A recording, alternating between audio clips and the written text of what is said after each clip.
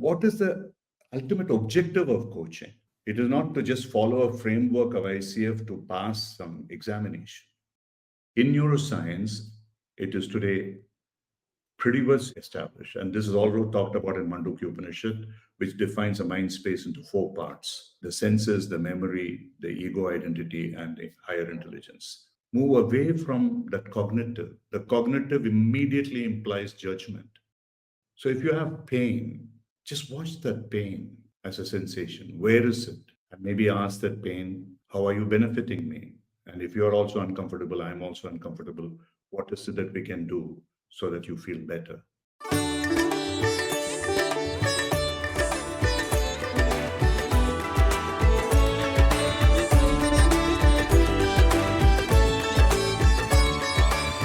Hello and very good morning, good evening, good afternoon to wherever you're from, and I hope this is being a mind blown day for all of us. We started with a beautiful session with Shweta, went into the ancient wisdom, and we just completed the session knowing the future of work. Time to now get into something more intrigue, something more deep. And to do that, I'm going to invite Devi Prasad Das. He's been a human resource leader with over 3 decades of experience. He was the CHR of Seat Tires and SVP HR of Atos. And now, currently, he's the founder of Potential Infinity, an executive coaching and leadership development firm. Devi, in his experience, has coached more than 250 senior executives. So, Devi, welcome, and over to you. Thank you, Kalpesh. Good afternoon, good evening, and good morning to friends around the globe. I'm delighted to welcome fellow coaches, aspiring coaches, colleagues from corporates and academics into our conference. This topic today is courage and compassion. We are, in the roots and wings, we are dealing with 5 C's. That's competence, curiosity, collaboration, courage, and compassion. We're going to look at courage and compassion, and maybe curiosity a bit, in the realm of transcending competencies into sensory and spiritual intelligence. Okay. And we have our speaker, Ram Ramanathan. Ram Ramanathan, I think, needs no introduction, but I will still do a little bit as a procedural thing. So Ram is the founder of Coacharia and chief mentor. He's also the key resource person of Coacharia. And Coacharia is one of the largest coach training agencies. It also does a lot of corporate work. Ram comes with 45 years of experience. And he has worked with major companies, multinationals like Unilever and Anand Group and Bakri of Indonesia. And he has led large teams and P&L for organizations before he got into coaching. Ram authored several books on Eastern philosophy and published articles internationally on mindless awareness in coaching. He's also passionate in blending Eastern spiritual practices, yoga and meditation, with Western psychological interventions, that is NLP, Gestalt, positive psychology. Ram is himself a master coach, senior EMCC practitioner, and he's a master trainer in NLP. And he also is, by basic qualification, is an engineer. So I just want to tell, before I invite Ram to the stage, that Ram can speak for hours. He's so passionate about this topic. We can really speak for hours together. And believe me, I can listen to him for hours. And he has been my mentor earlier. I've been a Coacharia alumni in my MCC and PCC. So it is real fun to moderate Ram and also to listen to him. So may I invite Ram onto the stage, please? Hi, Ram. Hi. So, welcome to the session. Yeah. And before I hand over the baton to you, let me just open the topic. So, I just thought, a couple of days back, I went through this, I came across this good quote, right, by Socrates. So, I thought I'll start with that. It says, the only true wisdom is knowing that you know nothing. Right? And also it adds up saying that that's not negative, it's about staying curious and intellectually humble. So uh, all of us here are something to learn and something to learn from you. So we are going to talk about this curiosity, courage, and compassion, and also talk about how do we deepen our presence on through the techniques of sensory awareness and spiritual intelligence.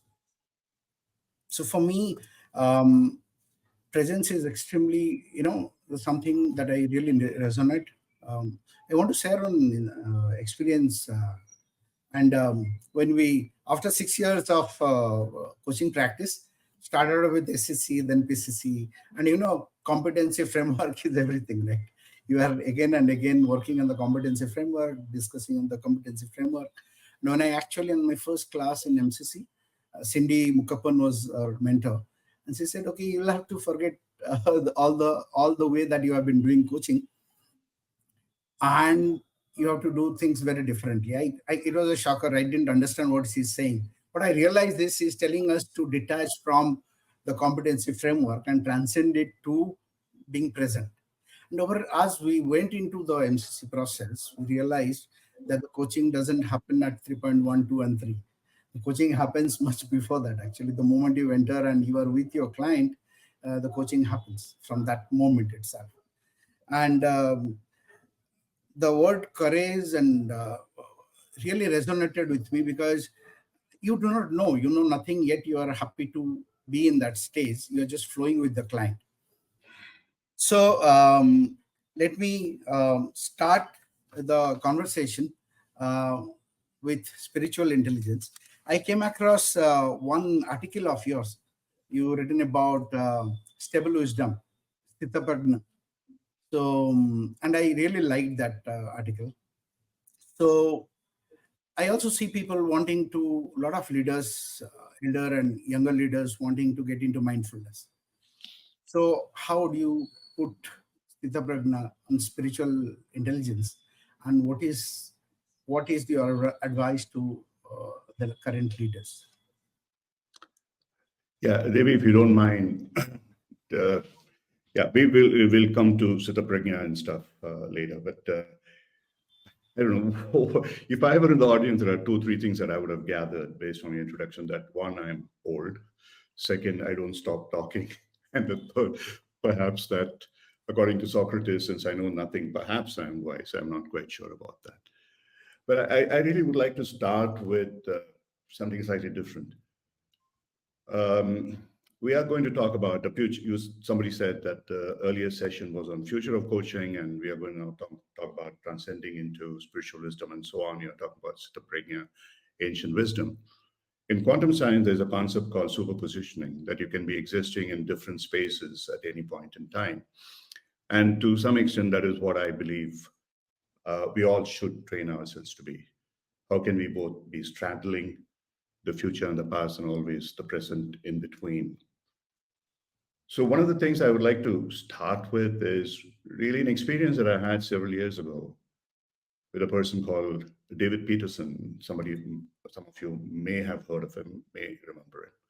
David Peterson was the chief coach at Google and a psychologist. Uh, David used to talk about a subject. This I'm talking about 12, 13 years ago when I just got my PCC. I was a fledgling PCC. The first time I heard him was in a conference in Boston, arranged by the Harvard Medical School. And he spoke about this subject called Is Coaching Dead? And he basically said this. He said that the way coaching is going, and this was about nearly 13, 14 years ago, and he had been speaking for a while on this subject. that coaching is going to die, coaches are going to die, and the business is going to die. And later, I shared a stage with him in another conference at Silicon Valley, and he came dressed up in an astronaut spacesuit, and he talked about the future of coaching more or less the same way. The audience reaction was pretty mixed. The first one in Boston, very entitled people, and they were sharing a table with master coaches, and I was the novice, though I was fairly old at that time. And there was one person who said, "This guy should be disbarred from all coaching conferences. What he's talking about is nonsense." I couldn't agree. I mean, lots of them said here, here, and all that stuff. But in Silicon Valley, the reception was very different. They were mostly younger people. And they saw some sense in it, as I did. And over a period of time, what he said has become to be pretty true, to be very honest. Today, the situation is that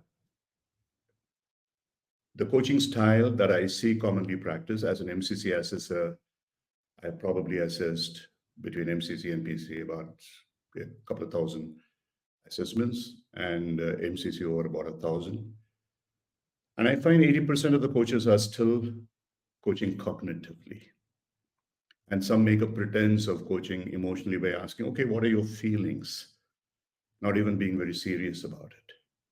And yet, because the way the competencies are being assessed, they are framed, cognitive coaching is what rules, and therefore, yeah, they get their credentials, as I did. The point is, AI can do that a zillion times better than any of us. You don't need coaches for that. Cindy is my mentor. They be trained under him. Like the two of us used to conduct programs on MCC for Kacharya. And we have gone through several iterations in conversations with various chatbots, ChatGPT, Claude AI, and so on and so forth. And we have found it's not very difficult to produce through these AI robots, chatbots, conversation, which will pass MCC. I can take a wager on it and I'll win it. We know sufficient about this process to know that AI can do that. And in a few years' time, what is going to happen is with the advances in sentient analysis, emotional mapping of the brain, etc. I don't want to go too deep into the neuroscience part of it. I'm working with neuroscientists on the subject. They have a library of emotions which are linked to your voice tone, etc. And at the time of conversation, if you're wearing like a skull cap kind of a stuff, and you have a conversation, AI is going to be able to also at the same time suss out with what emotion you are responding to something as a client, and be able to even suggest, hey, coach, why don't you answer this? Or even assess later, listening to the voice saying the coach should have asked this, and so on and so forth. So people are saying, oh, AI, how is it ethical and so on? Forget it. There are a lot of things which have happened in advance in technology which are not ethical from your perspective. Who defines the ethics anyway? And a knife can be used by a surgeon to save lives, and a knife can be used by a murderer to kill people. And as would AI be. The question before us as coaches is, are we sufficiently familiar with AI process to be able to develop ourselves in a sense which is going to be difficult for AI to replace us with? And if we continue to coach in a cognitive fashion or follow Daniel Goleman's emotional intelligence 2x2 matrix and say, hey, I'm questioning on this and so on and so forth, I don't think it's going to cut it. We are going to be in a situation in a few years from now, this is not going to be sufficient. Or even now, I think in the next couple of years, it won't be sufficient. So that's one part of it. The second is, over a period of time, the work that I have done, I've realized that especially when you are in corporate coaching, and that's where really the money is for any of us who really want to make some money, at least to survive, or like we run a business and for us to survive, the corporates are most important, and most of the coaching that we do and the training we do is with corporates. In the executive space, individual coaching is becoming less and less relevant, believe you me. I mean, we can pat ourselves on the back, saying I have coached hundreds of leaders, etc. Yeah, sure, I have. And there are many people whom I have trained who have had no corporate experience. I was a CEO of CEOs, I was heading conglomerates, built multi-billion dollar companies, and I rarely coach CEOs because CEOs don't want to be coached. They want others to be coached to their requirements, but they themselves do not want to be coached. So I don't know how many people coach CEOs or what type. I don't know, honestly. So you are in a situation where you are coaching people who are egoistic. Okay, sure, you can make a personal transformation in those people. That's possible if you're a good coach. But does it benefit the organization? And I did some research on it. I've been doing this research for the last about 10 years. And I found clearly that the transformation of the individual through coaching, a leader, does not necessarily trickle down to the organization. And very often, 50% of those coaches are those clients who've been transformed, so-called transformed. I used to specialize in aggressive managers, trying to help them to behave more collaboratively, etc. And about 50% of them left the organization or regressed because the team did not accept them as they are. And some of them really found that wasn't their métier and they moved out, and or they just went back to the team. So over a period of time and with experience, I realized that unless I combine team and individual coaching with team coaching, and over a period of time, we evolved into a concept called systemic team coaching, thanks to Peter Hawkins, who is my mentor, advisor to Coach Arya. And we went into systemic coaching at one level. So we expanded using a OD concept of self, individual teams, and the larger entity. At the same time, because of my background for a period of time, I've always been very, very interested in spiritual intelligence. And I'll come back to Devi's question after this explanation. And I was a spiritual healer. I was a Reiki master, I trained in pranic healing and many other things. And I worked with people in various kinds of emotional distress. And later I became fairly experienced in what is called a chakra energization process. And I used to apply that. And with my background in coaching, where you're not supposed to go into the past, where you're not supposed to uh, ask leading questions and so on and so forth, I found a methodology that worked where it combined the basic philosophy of coaching, that you're really there to evoke awareness in people. And so today, what I'm going to help hopefully demonstrate to with a volunteer, this sensory awareness, energy awareness coaching, is something where I don't need to know anything about the content in the context of where the client is. And the client doesn't have to go into any past. They're actually looking at themselves, in a sense, reliving that experience, which triggers a negative emotion or empowering and disempowering them. And then from there, move on. So it fulfills all the requirements of coaching. And it's a somatic coaching, deeply ontological coaching. It follows in some ways, later I found, though I didn't know that at that point in time, the nonviolent communication framework of Marshall Rosenberg and the direct language framework of David Grove and others.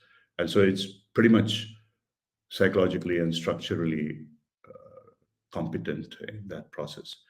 So coming to specifics of what Debbie asked about sthita prajna, the word which has been used by Krishna right throughout the Bhagavad Gita multiple times. What you might call it as sthita as stability and prajna as a state of awareness. It has multiple meanings. At the simplest level, Debbie earlier had a short conversation with me saying, yeah, it's equanimity. It is equanimity, absolutely. There's no question about it. But it's much more than equanimity. It talks about a state where the Mandukya Upanishad describes it as the fourth state of awareness called Turiya. Turiya means fourth state of awareness. It's a state of awareness which evolves or helps you evolve from a state of mindfulness, which is about sensory egoistic awareness, about just being focused on what you're doing. And actually, that today, many scientific research work has shown that it's stressful and it's not all that it is touted to be. But mindfulness is important, especially if you're doing, say, you are driving, you're working on a machinery, you're working on a computer, and you want to be sort of pretty attentive to what you're doing. I think mindfulness is very important. But it's important at least just at one level. And then there are two other levels of what is called the sapna and shushupti, deep unconscious. And then you come to turiya, which is the witnessing disengaged state. So in a sense, when we do the sensory energy awareness coaching, the coach needs to have some understanding of what that state of Siddha Prajna, in the sense of what Turiya is. A disengaged state, a witnessing state. It's only in that state, believe you me, that you can really be in Siddha Prajna. Because you're not connected with what is happening outside. You're not influenced by what is happening outside. And that is what makes you stand centered. So it has a much, much deeper meaning than the word is usually supposed to mean. So I'll stop here. There are multiple kinds of neuroscience and quantum science and psychological concepts on which this whole thing, like Devi said already, I can speak for hours on the subject, and I've written a lot on the subject as well. So I'll stop here at this point in time. And I think if there are any questions, I would like to take them, because I wanted to split this into three parts in the 1.5 hours that we have together. And take one or two questions at this point in time from the audience, and then start with a demo with a volunteer for about roughly 20 to 30 minutes, and then answer any questions at that point in time, what arise for you after the demonstration. Devi, would that be all right? Yeah, it's okay, Ram. We had to structure it that way. Yeah. We had just kept the questions anyway at the end, and but let's check. Rajiv, is there any questions out in the chat board that you can see? No, not at this point of time. Yeah, if there aren't any, that's perfectly all right. So then I'll just explain the process. What I'm going to do is this with the volunteer, and we will seek the volunteer's permission, and probably just about whether what kind of an experience it is that is disempowering them. And I would take them through, and the group can follow me when I am working with the volunteer, an empowerment exercise, an anchoring meditative exercise, which takes you into a centered space, not a complete Siddha Prajna, but sort of. And in that space, and I request all of you to do some of that in any coaching conversation, because the client comes to you disempowered. And in that state of disempowered state, they cannot create the awareness of what could take them out of it. So they need to be empowered before they start. In conversational mode, sometimes you ask about, hey, what is the great experience that you had yesterday, and so on and so forth. That's superficial. But something of this nature, while this might take about maybe 5 minutes, you can reduce it to 2 minutes or whatever it is. And this whole thing about some people want to show off that they are doing centeredness, so they will say, hey, would you like to breathe deep for a few minutes or whatever it is? It doesn't make any sense to me. It has to be much deeper than that. And then once a person is in the empowered state and anchored, then we will go into actually sensory analysis of a sensory discovery for the client to figure out what's happening, and you will see what happens at that point in time. And those of you who are following, if you yourself have had any emotional traumas is a big word, but anything that is affecting you consistently, which may have been caused by something that happened a long time ago, doesn't matter when it happened. But at this point in time, that it's being manifested in you in some particular form or another. And I would like you to experience that and follow through the same process that I would be taking with the volunteer. And hopefully you might benefit from that. Okay, could we have the volunteer now, please? Yeah, hi, Hi, Pritham. sir. Good evening. Well, I know you. We just got linked. Yes, yes, sir. Very good evening to you, sir. Very good Very evening, interesting. Devi, sir. Very interesting. Yeah, just call me around. Hi, Prashant. Yeah. Yeah. So yeah, Prashant, you and I are going to talk, okay? And I'm presuming that you have something that is bothering you and you would like to be relieved of that. Would that be correct? Correct. So I don't need to know any context. I don't need to know any details about what it is, what you are, etc. Though actually, as it happens, I know that you are from Tata's and that educational institute and so on because we got linked, and we are going to talk sometime later. And so, what I just want to understand is that yeah, this is what your current reality is. That you've got something which is keeping you awake at night or make you, I mean, trigger you into something which is not very pleasant. And how long has this been happening? Okay. Uh, First of all, thank you so much for giving me this chance. And I think since uh, 2 years, I'm thinking to come out of my comfort zone, and I would like to actually do something in the field of coaching. But I am not able to take risk, which I'm thinking. Okay. So if you are attempting to take a risk at that point in time, what kind of experience do you have? Is there a discomfort? Is there a Yeah, there holding? is a there is the discomfort, which says how I will project coaching first as an example to the company man, or second, if I want to enter into the world of coaching separately as an individual, how will I be able to take risk? Okay. Let us stay there. What I would be requesting you to do, and I would like to take your permission, both to record this session as well as for you to be going through this exercise.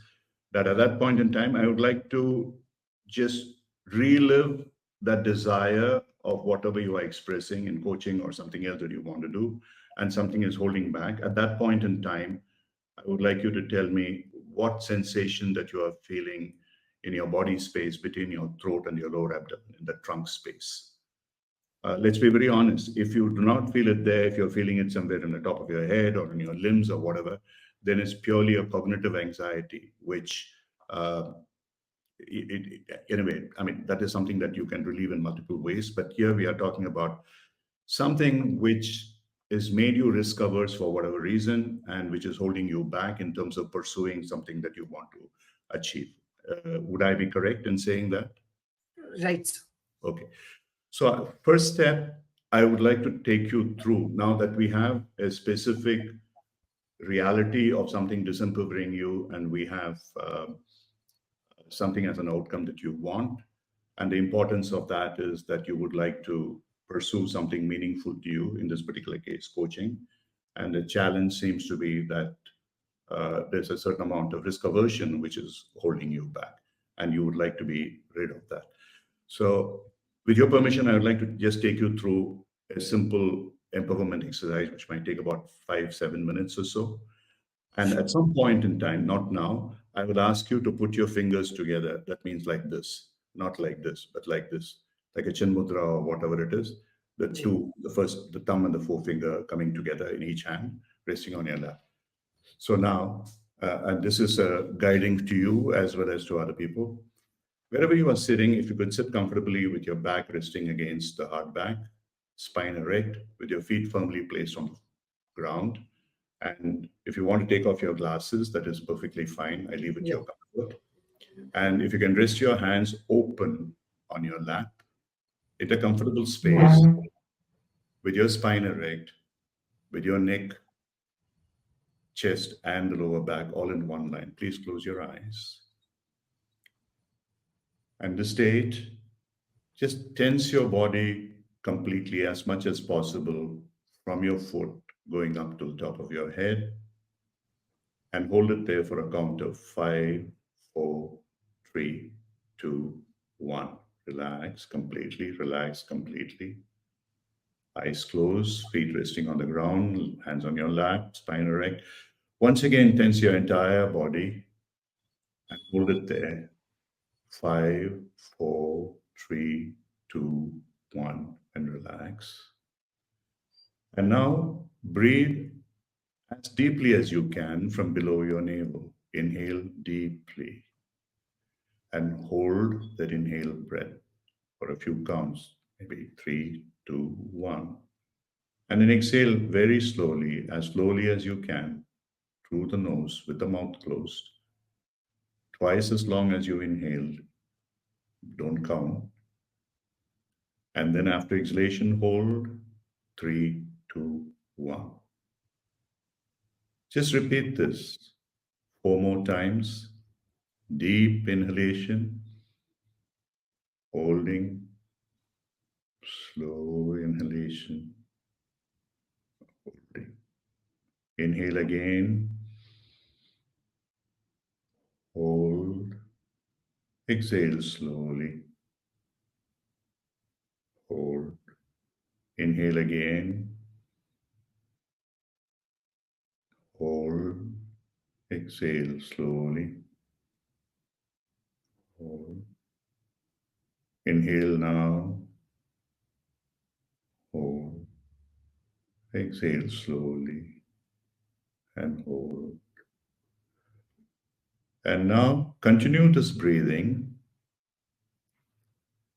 with your attention now on the top of your head, the crown of your head.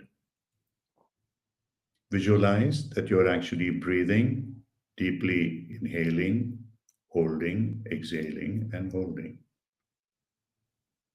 And as you inhale through the top of your head, and as you hold, just check that brief moment whether you can feel anything sensory happening there. And exhale, and as you're holding, again, something sensory. Just try it once or twice.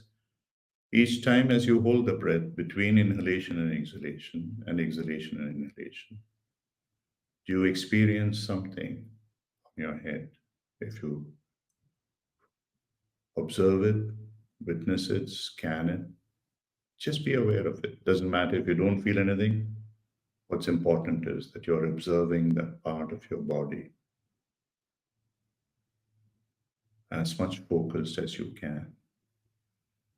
Slowly and gently move your attention to the middle of your eyebrows, the wisdom point, the third eye point. And again, breathe, hold, breathe out, hold. Do it a couple of times and see if you're feeling anything as you hold the breath between inhalation, exhalation, exhalation.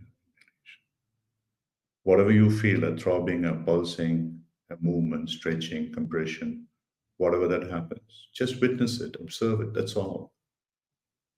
Just would like you to be aware both of your breath and the body sensation that it's creating. Relax and slowly move your attention to your throat, the Adam's apple, and do the same thing. Inhale, hold, exhale, and hold, while observing any sensation that happens during the time of holding. Slowly and gently move your attention to your chest area. Again here, breathe deeply through the nose, mouth closed, hold. Exhale through the nose, mouth closed, slowly hold. And during this holding period, see if you can sense anything at all that's happening. Body, a pulsing, a beating, a blood flowing, pounding, crawling, anything at all. Any bodily sensation, an energy sensation, manifestation. Slowly and gently allow your attention to move to your navel area.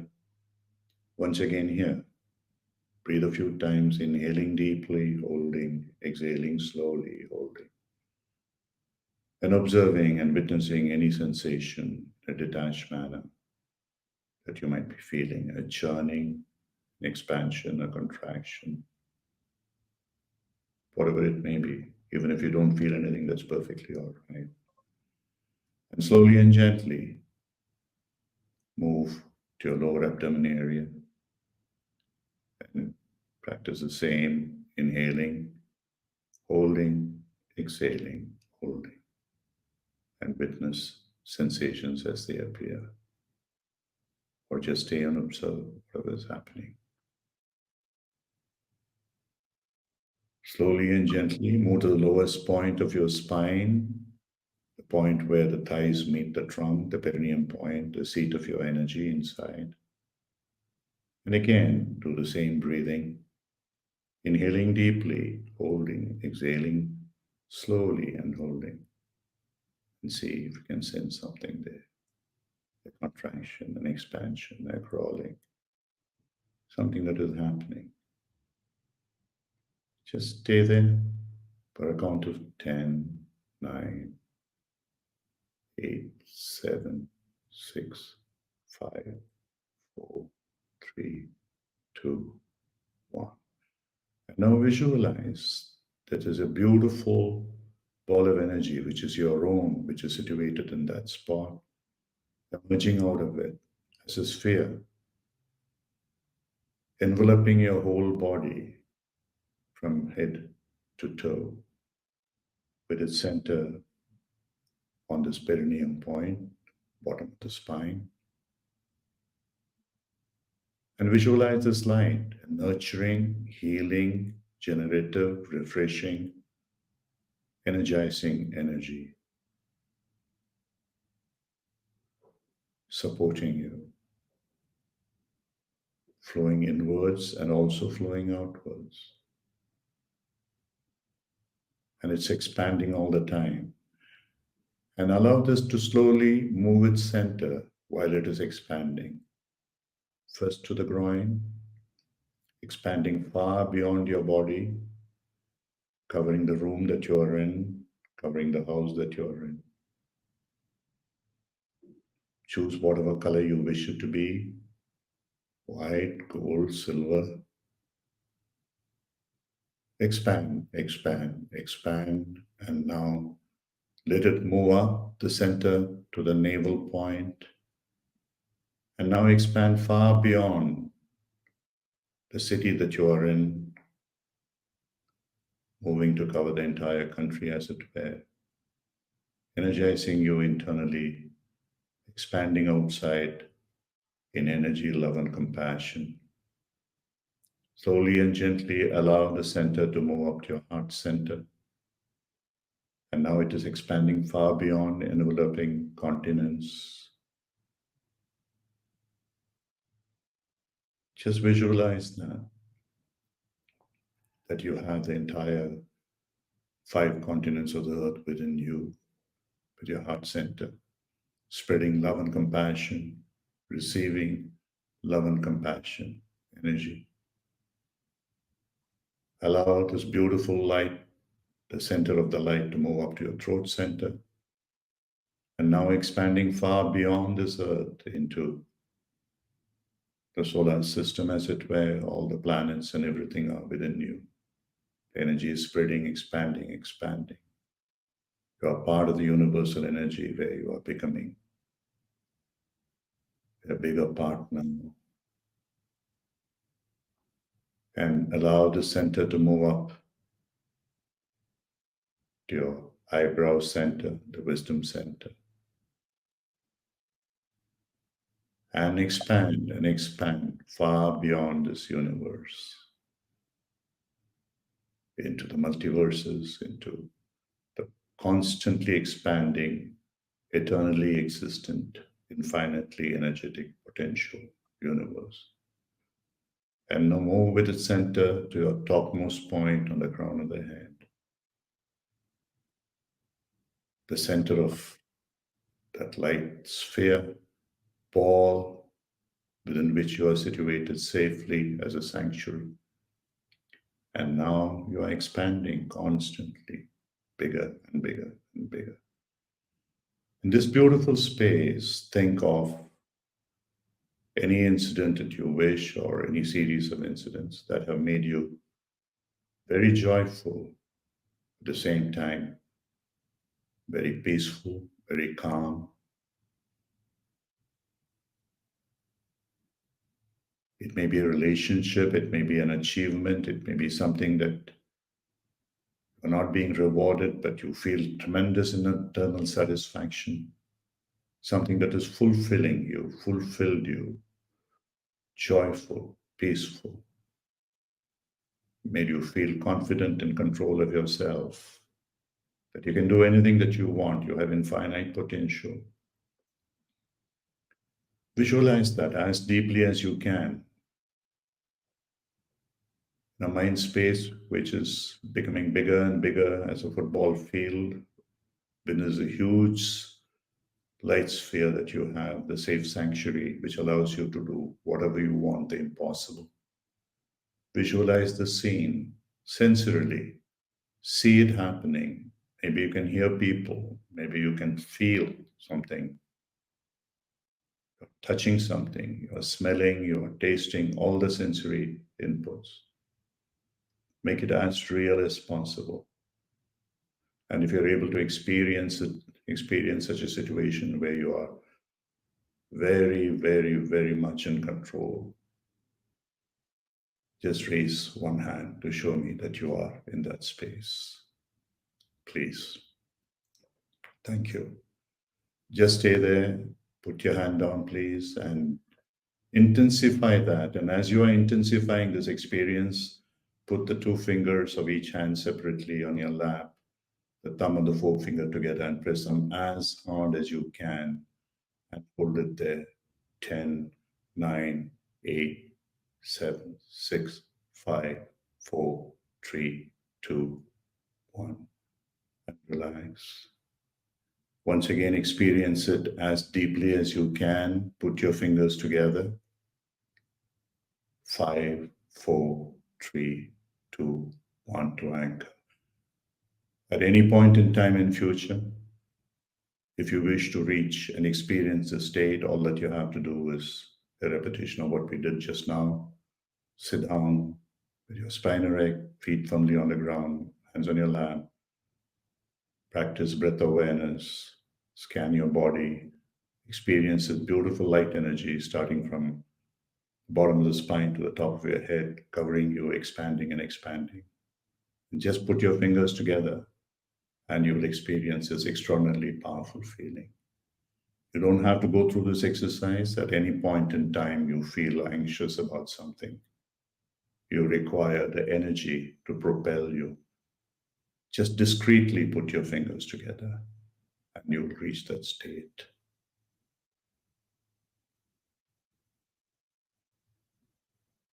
Take a few deep breaths.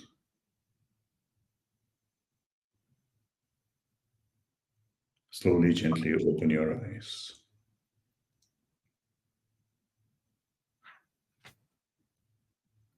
I would like you to now get up, take a few steps backward and forward, and then come back and sit on this chair, please.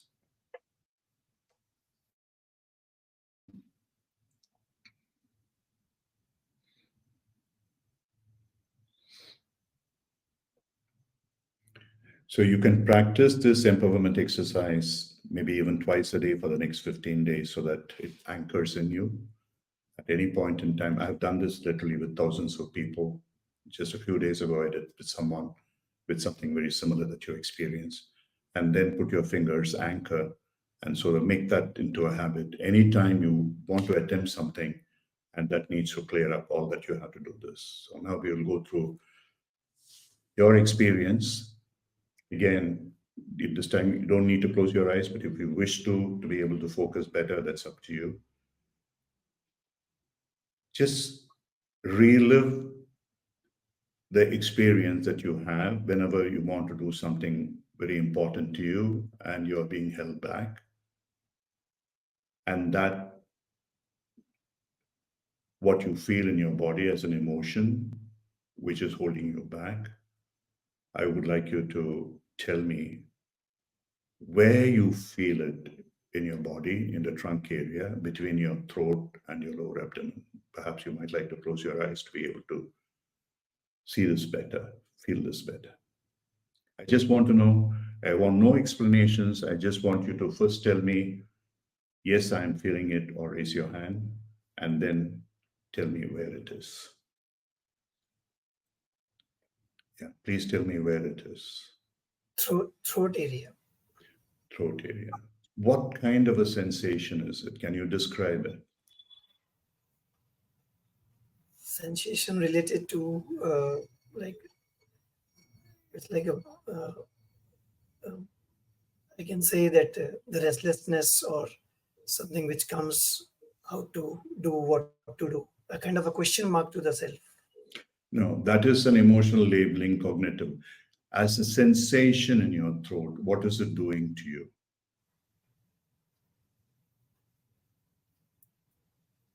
It is getting calmed down right now. Earlier it was heavy, I can say. Heavy. And what was it doing? Does it have a shape, a color? No,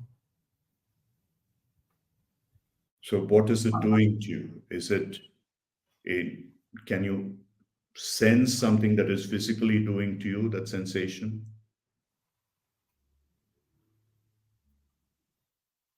I cannot sense that much, but it is just giving me a strike that yes, something is stopping and something you can do both ways. Earlier it was stopping me. No, Now it says that is cognitive. Please stay with the sensation.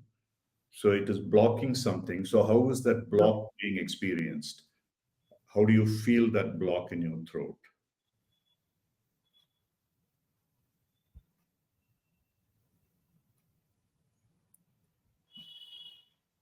Just think deeply about something you are desperately in need of, you want to do it, and you're not able to do it. There's something blocking, as you said. And how do you feel it in your throat, if you are feeling it in your throat?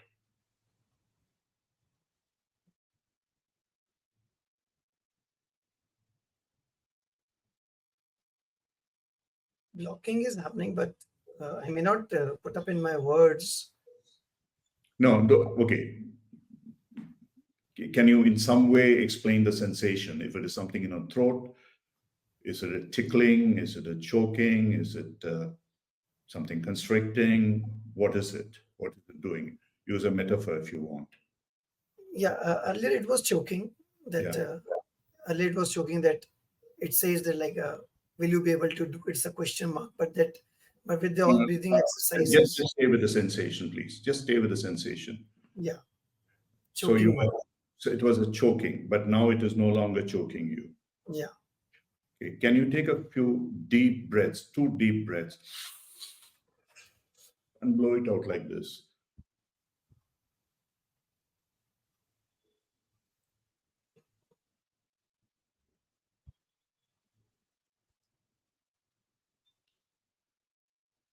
So now, do you feel anything at all in the throat area? it's relieved. It's not passing easily. No, but do you feel anything Calmness, uncomfortable in the throat area? not choking right now. It's free to Yeah, move free. yeah. But what do you feel when you think about something that you want to do and you have in the past not been able to do it? If you're re-experiencing that sensation, how does it feel in the throat now? Is there anything that you sense at this time or anywhere else in the body? Now it's majorly coming from the throat, and now it's going to head that yes, we can do it. Okay, so now forget the head part of it. If you try to bring it down as a sensation, observing the trunk area, is it completely removed? It is free from your throat area, or is it moved? Has it moved to some other space? It's free from the throat area, which was Okay. major. So, do you feel anything else anywhere? If you're thinking about accomplishing, like for instance, you said, I want to be a coach, I want to practice coaching, whatever it is that you wish to do, if you sort of visualize you doing that Yes, mind yes. frame, how do you feel in your body at this point in time? Feeling good that yes, the time can come and I can continue in this. So I'm feeling confident. Okay. And earlier, when you started, you did feel when you thought a similar thought that you were finding a choking sensation in your throat. It was like more of a question mark to self that whether we will be able to do it or not, or Right. it's a stoppage. But I'm talking about the sensation in the body. So you said that you felt a choking sensation. Choking. Yeah. Right. So the cognitive part, let's uh, leave it out for a moment. And that sensation has now disappeared, Right. and you're feeling free in your entire body if you scan it. And the same kind of experience that you would like to repeat, re experience it, you are not seeing any negative sensation in you, and you're feeling good about it. Would that be true? Yes. So, can you think of something more ambitious which might normally cause you, let's say, an anxiety beyond coaching, beyond something else that you would like to achieve in your work life, which probably something was holding you back? Now, can you just close your eyes and think of something and see if that produces any kind of negative emotion in you, disempowering emotion in you? Something normally you would have thought was very difficult for you to do.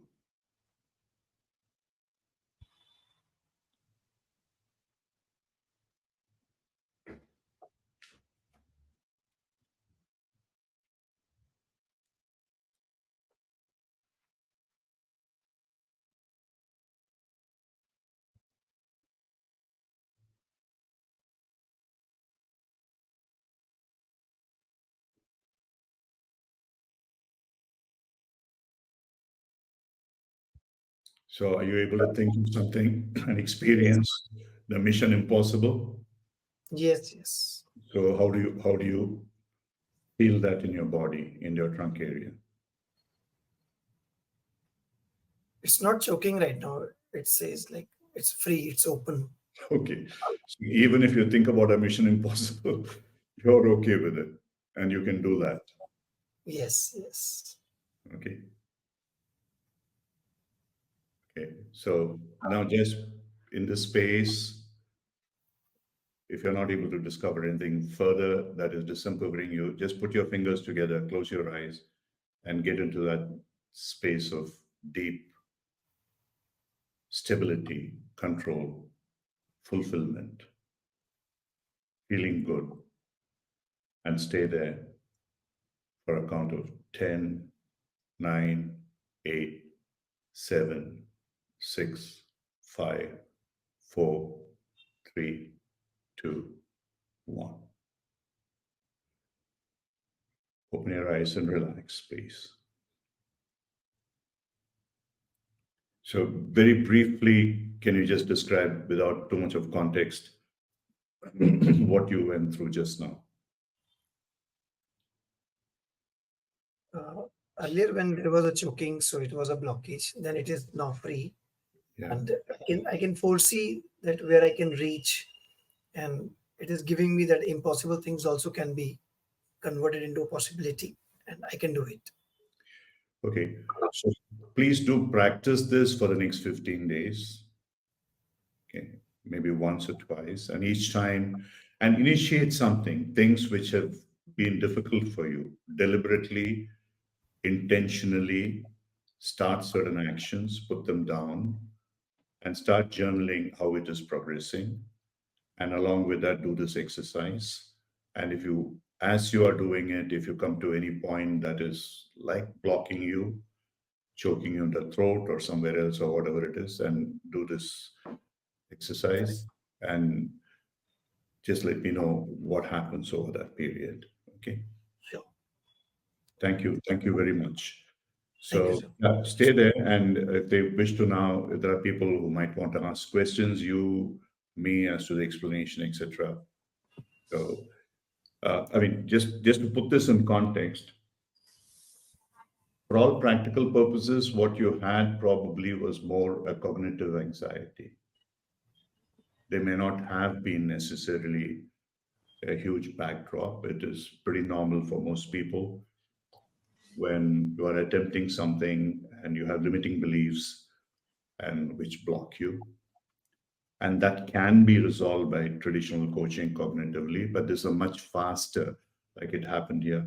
Once you've done it and you practice for the next 15 days yourself, you are in control. You don't need a coach. You can self-coach yourself, and you will find, and I'm based on evidenced incidents, it will never reoccur again. And your ability to expand your locus of control will be very, very powerful. So just remember that, and go ahead with whatever actions that you are doing and keep me posted on that. Yeah. This is basically almost like a self invalidation. It's not even somebody invalidating you, it's a self invalidation. And all of us go through that. I'm not good enough. And this is going to be difficult for me. And just this very, very simple exercise can take you out of that. And very often it is in the throat. And the throat is usually a space where you feel your cognitive invalidation. If it is a deeper emotional invalidation, you will feel it in your heart space, very much in relationships and so on. And then you will have to work on the heart area. And once you have understood this, you can also practice with other people. And one of the most powerful ways of learning is to working with somebody else and helping them learn it. And that's a powerful way of for you to anchor your learning. Yeah. Thank you. Thank you, Thank you, Prashant. sir. Yeah. Thank you. Thank you, Ram. I Yeah. think Any so, questions? Anybody starting with you if you have questions? some questions are there, the chat box. So could you please explain, Mchun, could you please explain with an example the connection of the state of Kriya in coaching practice? Okay. Yeah. Yeah. You can take off the question. Yeah. So, very simply, in my belief, that Turiya, what I would call as a mind free, I used to use the word mindless. People were getting confused about it. So, mind free, what is called in Zen the no mind state, what is called in Buddhist philosophy as a sunya state, what is called in Mandukya Upanishads as a Turiya, Kaivalya, and yoga, etc. Is a state where you are moving away from judgment. You're completely stilling that inner chatter, and you are not at all subjective. You are completely objective. And that will happen only when you are disengaged and you are in a witnessing state. I mean, the traditional wisdom is the coach should be empathetic. Sure, the coach should be empathetic to be able to feel the pain, perhaps, of the client, but don't become the pain. It's like if you worked with Cindy, Cindy uses this beautiful example between empathy and sympathy. You've fallen into a well and you want to get out, and somebody comes to rescue you, and they also jump into the well. Both of you are in the same well, deeply stuck. So, a coach, when they try to help in that way, they are stuck as well. They can't move. Instead, if you're able to put down a rope and lift them up or call for help or whatever you do, that is more an empathetic response. You understand that the person is undergoing a problem, but you're not foolish. I mean, or you're not offering lip sympathy or even really heartfelt sympathy, and you're not getting into that state of emotion as a client is. It doesn't help you. So stay away from there. And that is what Turiya is, a disengaged witnessing awareness, completely different from mindfulness, where the mindfulness practice will tell you, oh, experience a sensation, how the lemon tastes or how the grapes taste, all this 101 exercise of mindfulness. Yeah, they are good for certain things, but they're not good for coaching. So in coaching, we teach people right from the beginning now that you need to be in that state of disengaged witnessing, non-judgmental. And that, for example, for people who are familiar with theory U, what Dr. Sharma calls beautifully the space of non-judgment, curious, empathetic, and generative, Yeah. leading people to awareness and solutions. Yeah. Fantastic. Another question is about why is difficult to embody. So Rajiv, I'm going to the question by you.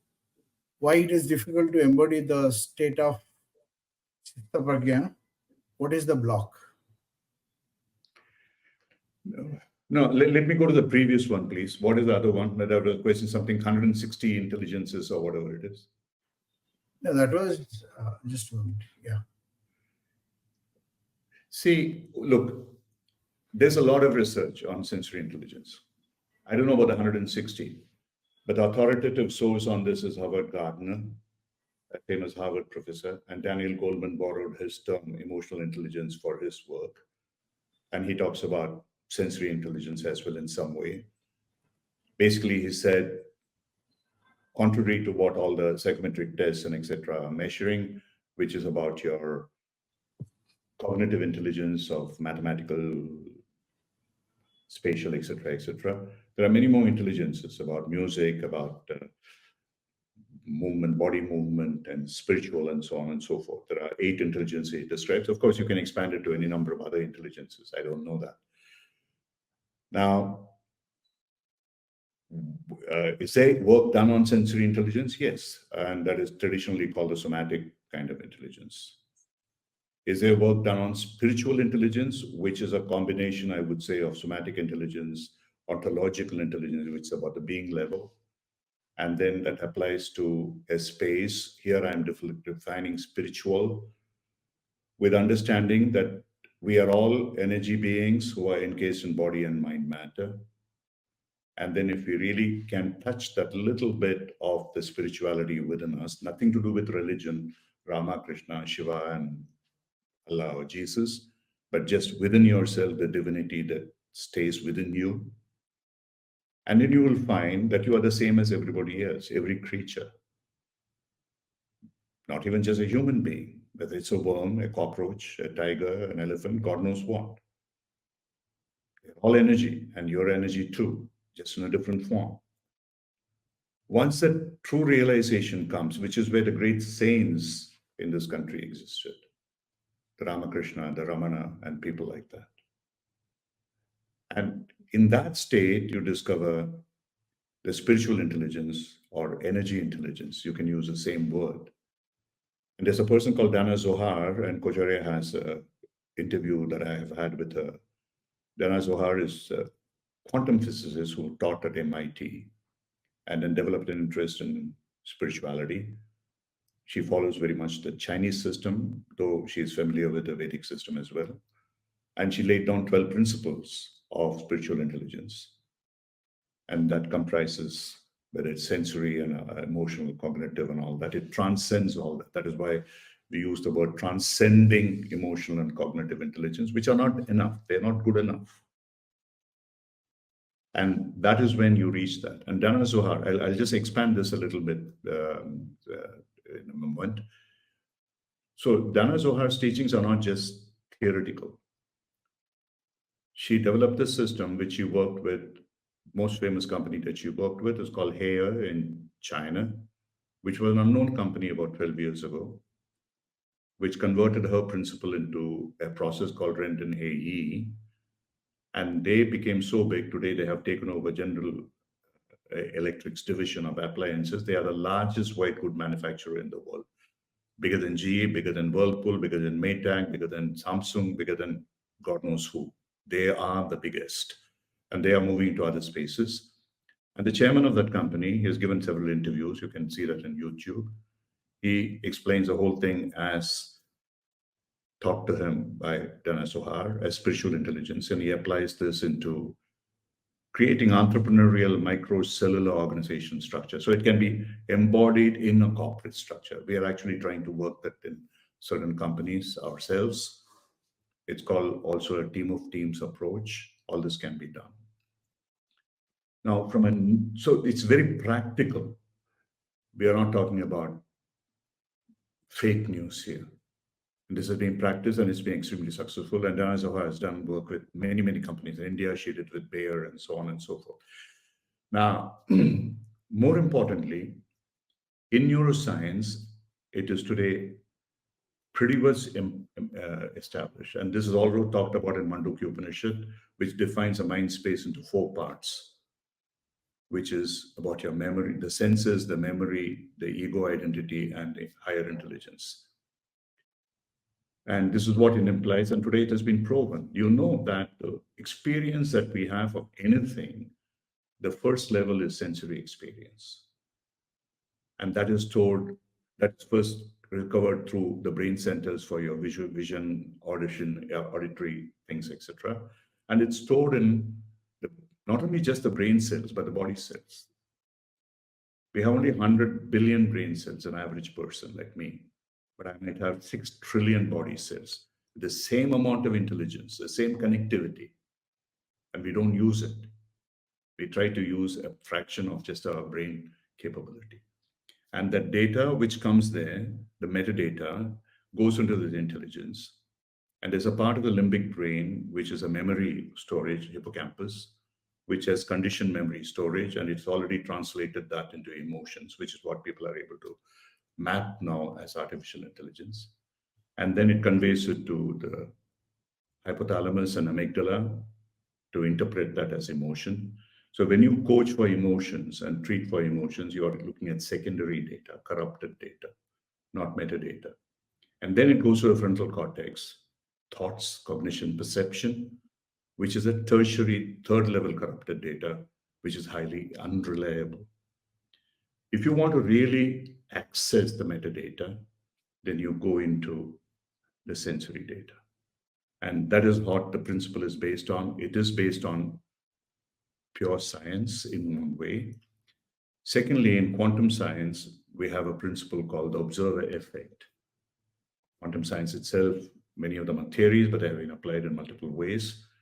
And a combination of that observer effect and entanglement, which is a connectivity of all of us, is just that by observing subatomic particles in a cyclotron, if you observe, it is known that the particles move in different direction when different people observe it. And this was explained in Vedanta, and Shankara used to call it, or called it, Drishti Srishti, as opposed to Srishti Drishti. Srishti Drishti is you see what is there. Drishti Srishti is you create based on what you wish it to be, manifestation. And that observer effect here works as a healing effect. All that you have to do is, and this is known, there's literally thousands of research articles on this. The trouble is they are not all controlled. You can't just repeat them because it all depends on the human nature, how people work on them. So if you have pain, just watch that pain as a sensation. Where is it? And maybe ask that pain, how are you benefiting me? And if you're also uncomfortable, I'm also uncomfortable. What is it that we can do so that you feel better? And the body will tell you. So these are things which we can do ourselves. So this process of sensory energy awareness coaching can actually democratize coaching. You don't need a credential for it. Any person, every one of us, the human being, is a healer. We are coaches. We don't need a 3-letter word of ACC, PCC, and MCC and such like to validate us. So that is the message I want to send to everybody. And especially if you're a coach, you need to unlearn what you have learned. You said Cindy told you that. That is true. That is what we keep telling people. Unlearn. Move away from that cognitive. The cognitive immediately implies judgment. When you ask a cognitive question that arises from some understanding that you have created, not because the client has said it. And so you have a whole bunch of things called powerful questions, which are idiotic questions. A powerful question which emerges to you unbeknown, just purely on the intuitive feeling of how you want to help the client based on what the client has told you. And a powerful question is like we ask in sensory coaching, if you're feeling that, ask the client to say, hey, how do you define it? How do you see it? What's happening now, etc. And then the client tells you. The more they observe, something shifts within them. And this is not a fairy tale. I have worked on this with literally thousands of people as a spiritual healer and now in coaching. And it works. And it's up to us to say, hey, No, no, no. This is not for me. And you will find in 2 years' time, you are out of a job because that cognitive style of coaching based on competencies, the AI can do far, far better than us. Pattern recognition, data storage, bringing in stuff, cognitive analysis. No way you are any match. The human brain is a match for AI. It's been proven. In a game like Go in China, a Japanese Chinese game, which requires multiple more probabilities than chess, AI robots now are beating the Go champions. Okay. So let's not be wishful thinkers. Let's be practical, pragmatic, action oriented people. Yeah, thanks. A few more questions. Yeah. Ajit, the next one. Yeah, please. What would you say there? Yeah, it is agnostic to the situation and the profile of the coachee. It doesn't matter, which is why I don't need to have any knowledge of the context and the content, and therefore it follows the first principle of coaching ethics, protecting the confidentiality and privacy of the client. All that the client has to do is to be willing to experience and not even go back to the root cause. They don't have to know what the root cause is. They don't have to figure out. It's not a therapist's job. At that point in time, if a particular thing, just like it happened with Prashant, if you want to do something and you think about it, you feel a discomfort, something is holding you back. Where is that holding back being sensed by you in your body? And therefore, each person is customized. The process is customized. Yes, there are a series of things like, as I said, you follow the Rosenberg NVC, which is about observation, feelings, needs, and requests kind of format, or metaphoric, descriptive language of clean language. These are both extraordinarily powerful languages. You don't need any high funda information on somatic and ontology. Ontology is not about asking questions and get cognitive answers. That is not ontology. A being level cannot be answered through the frontal cortex. The being level can only be answered by the sensory energy awareness. And that is what we need to practice. Okay. Yes, very much. And that is true of any coaching. You can take a horse to the water, but the horse may not drink.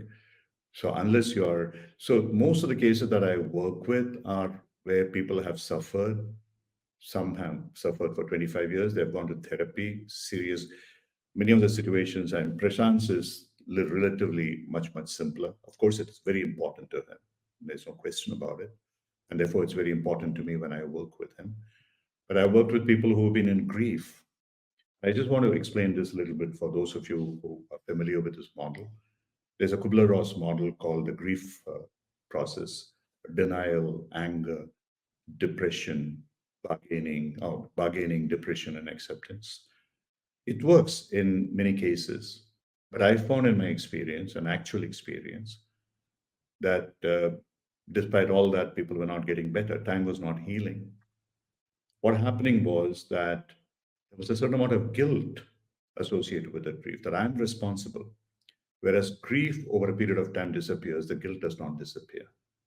The grief is in your heart area, relationship, and maybe some anxiety in the stomach area, but guilt and shame and regret, etc., are deeper below in the lower abdomen.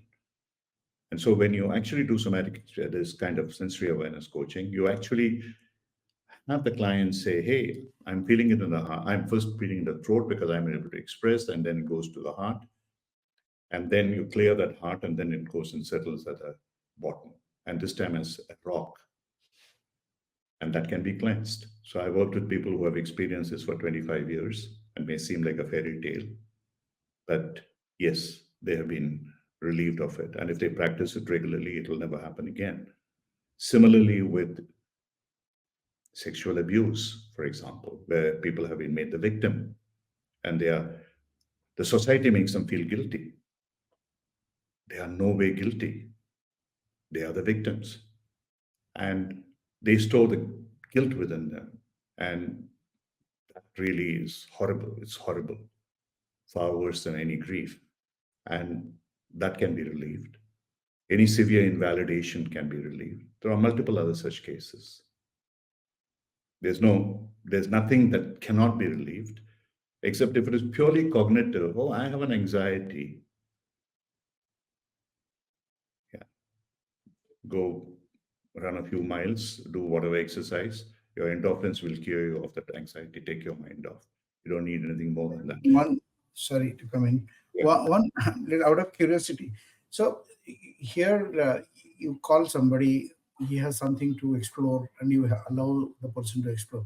But when you're coaching, how do you integrate that process? I mean, Yeah, in coaching, look, I mean, it's if you're coaching with competencies, don't. That's all I would say.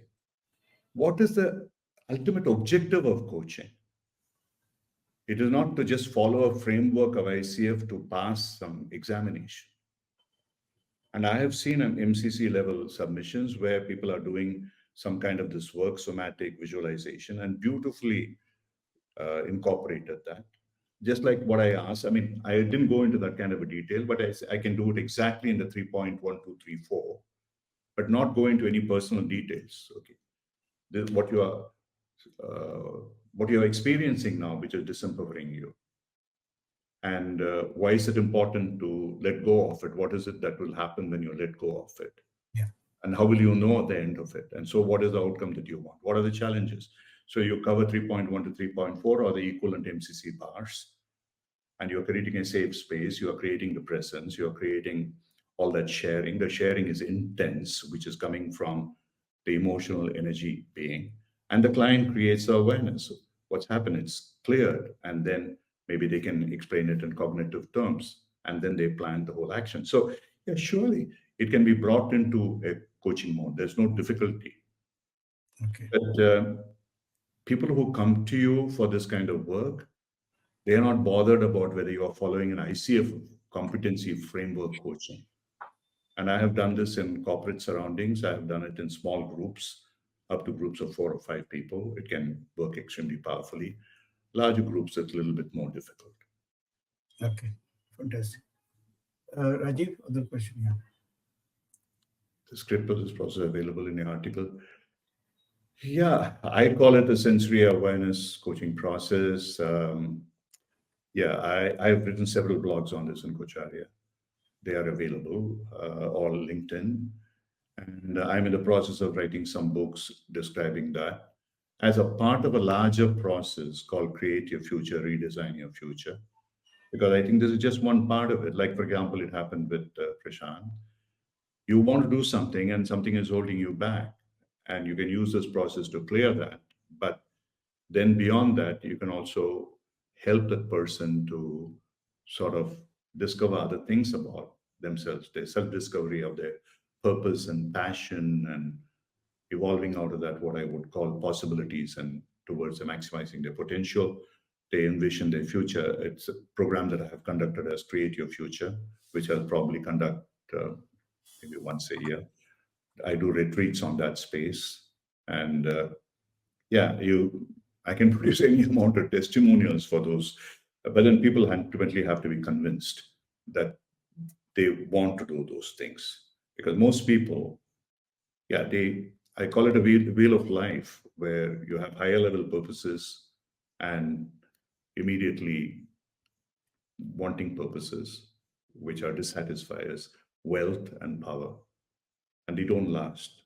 If you've been through experience like I have, standing on top of a pyramid and collapsing down and sitting at the bottom of the pyramid and rediscovering myself, then you'll know that wealth and power are transient, and they're not going to guarantee you anything. They don't fulfill you. What fulfills you is your relationships, most importantly, and serving other people. Of course, you need to have health, you need to have other factors as well. And that is what this process is aiming at. That is what is spiritual intelligence. Not running a business and trying to make money. Yeah, sure. You need it for some parts, but can you also be much more conscious of what you're doing. Interesting. Why do you think CEOs don't want? There's been a study, and you can go to Gemini Deep Research, and it'll give you chapter and verse, that 80% of CEOs are psychopaths, and some are sociopaths. They are, sorry to say, Trumpian, full of themselves. They belittle other people. They have the mindset of a 12-year-old, but they are good at certain things and they rule by fear. Even though things may have changed, it hasn't changed all that much. It's only 20% of CEOs who have spiritual intelligence or even emotional intelligence. Forget about spiritual intelligence. And so these CEOs just want others to change because that is how I rule. And that was the dictum when I was a young employee in a very, very good multinational company, which still operated with the factor of fear is the key. I rule by fear. And one of the chairmen told me that, people expect me to make them afraid. And that is why I do a big deal. So that is why CEOs cannot be coached, because they don't want to be coached, because they are insecure, because they are bullies. And once that bubble of whatever they are in, the space is pricked, it's only then they will come to their senses. And again, there is an enormous amount of scientific evidence, psychological evidence to prove this. If the CEO becomes a stumbling block, then your systemic coaching, would that work? Yeah, so we take those cases carefully. Unless the CEO or the division head or whoever, supposing you're working with we work with some very, very large companies where we work with divisions rather than the CEO. And very often, if some of the big companies you look at today in India, especially MNCs, the so-called CEO or the country head is only a coordinator. He has no roles. It's a people independently run their businesses. And those people, if we talk to them, this is what needs to be done. And one of the questions I simply ask is, when they ask, very often when I am asked to coach multiple people in the same organization, I said, why don't you do it together? I charge the same per hour, a little bit more, but it'll be much cheaper for you. And then the ego of those leaders makes them say, no, we want to be coached. So my simple question to them is, if you want to really work together and perform together collaboratively, and you don't even want to be coached together, how is it going to work? And sometimes the dialogue ends there. If the dialogue doesn't end there and they are curious, then I take it forward. At my stage today, I don't care. I'm not looking for business, so I can afford to do certain things. But as an emerging coach, maybe you have to be more circumspect, and you have to look for CEOs and companies where they are willing to be more spiritually intelligent in that sense. And there are many of them who are emerging. I don't want to name names, but there are some amazingly excellent spiritually intelligent leaders around. They're a minority, but they are around. There's no doubt about it. Yeah, I agree with you on that. Yeah. Just about a minute left, Ram. So I just wanted to ask you one more very quick answer to the question. So you spoke about spiritual intelligence and sensory intelligence. The other side is artificial intelligence. So is spiritual intelligence the answer to handling artificial intelligence as coaches? Well, it's not an answer. Okay, I've written a book. I don't know many people have read it. It's on Kindle called "The Sacred Algorithm: AI to AUM." Okay. Where just as a joke, I started doing that. Now, AI understands spiritual intelligence better than many CEOs and people. And it gave me some tremendously powerful inputs, linking science with spirituality, ethics, scriptures, and so on. So it depends on how AI, at the end of the day, if you don't want to treat it purely as a search engine or a research engine or a content generator, if you prompt it well, it can enter into a dialogue with you. And it can enhance that spiritual intelligence of yours. And let's not belittle artificial intelligence, because at the end of the day, it is also built on human intelligence. And the human intelligence has an element of spirituality. It depends on how you use it. So I'm rewriting many of the earlier commentaries I wrote on Upanishads and yoga, etc. Using, of course, I write the totality of it, and then I go back for parts, asking for more information, data, research data, etc., validation from neurosciences and quantum sciences and so on. And AI gives me some amazingly powerful links leading to spiritual intelligence. So the answer is yes. They can meet together. Yeah, so tango together. So thank you, Ram. I think it's 8:31, so it's time to close. A wonderful session, and I always say that it's very easy to moderate, Ram, because the moderator don't have to do anything much. So thank you for your all the wisdom, and friends across the world. Sorry, some questions we couldn't take it. I would request Rajiv to take those questions and probably get the answers from Ram if it is Yeah. possible, They and can then write to me at ram@kocharia.com, and sure. I'll certainly answer. No questions. Sure, we'll do that. Okay, thank you, Thanks. and Thanks. good night, good evening, and good Thanks. afternoon. Thank you, guys, all, Rajiv, Renu, everybody who's helped this to happen. Thank you. And thank you, everyone who's attended. Take care. Thank you. Take care.